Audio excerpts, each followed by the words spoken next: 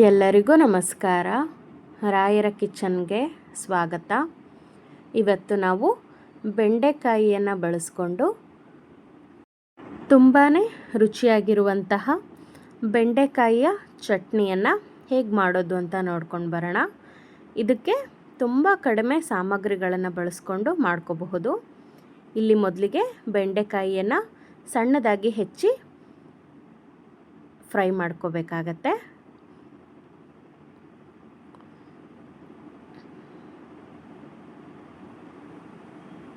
ನೋಡಿ, ಇದನ್ನು ಆದಷ್ಟು ಮೀಡಿಯಮ್ ಫ್ಲೇಮಲ್ಲಿ ಇಟ್ಕೊಂಡು ನಿಧಾನವಾಗಿ ಬೆಂಡೆಕಾಯಿನ ಹುರ್ಕೊಳ್ಳೋಣ.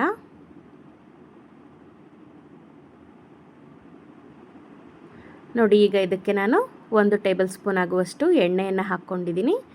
ಹಾಕಿ ಮತ್ತೆ ಚೆನ್ನಾಗಿ ಫ್ರೈ ಮಾಡ್ಕೊತಾ ಇದ್ದೀನಿ. ಇದರಲ್ಲಿರುವ ಲೋಳೆ ಅಂಶವೆಲ್ಲ ಹೋಗಬೇಕು, ಅಲ್ಲಿವರೆಗೂ ನಾವು ಫ್ರೈ ಮಾಡ್ಕೋಬೇಕಾಗತ್ತೆ.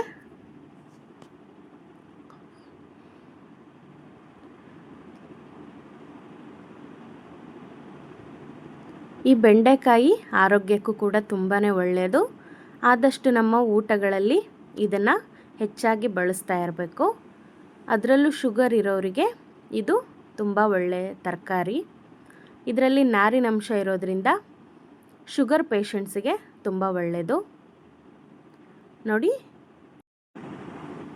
ಲೋಳೆ ಅಂಶವೆಲ್ಲ ಕಮ್ಮಿಯಾಗಿದೆ. ಇಷ್ಟು ಫ್ರೈ ಮಾಡಿಕೊಂಡ್ರೆ ಸಾಕಾಗುತ್ತೆ. ಈಗ ಇದನ್ನು ಒಂದು ತಟ್ಟೆಗೆ ಟ್ರಾನ್ಸ್ಫರ್ ಮಾಡ್ಕೊತಾ ಇದ್ದೀನಿ.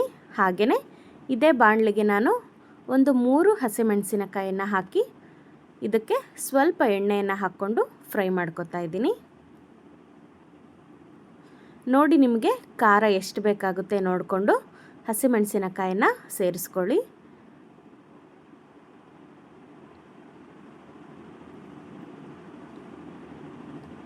ನೋಡಿ, ಹೀಗೆ ನಾನು ಹಸಿಮೆಣಸಿನಕಾಯನ್ನು ಚೆನ್ನಾಗಿ ಎಣ್ಣೆಯಲ್ಲಿ ಫ್ರೈ ಮಾಡ್ಕೊಂಡಿದ್ದೀನಿ.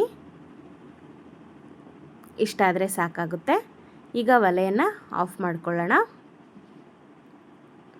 ಇಲ್ಲಿ ನಾನು ಒಂದು ಮಿಕ್ಸಿ ಜಾರನ್ನು ತಗೊಂಡಿದ್ದೀನಿ. ಅದಕ್ಕೆ ನಾನು ಬೆಂಡೆಕಾಯಿ, ಹಸಿಮೆಣಸಿನಕಾಯಿ ಹಾಗೆ ಬೆಳ್ಳುಳ್ಳಿಯನ್ನು ಹಾಕೋತಾ ಇದ್ದೀನಿ.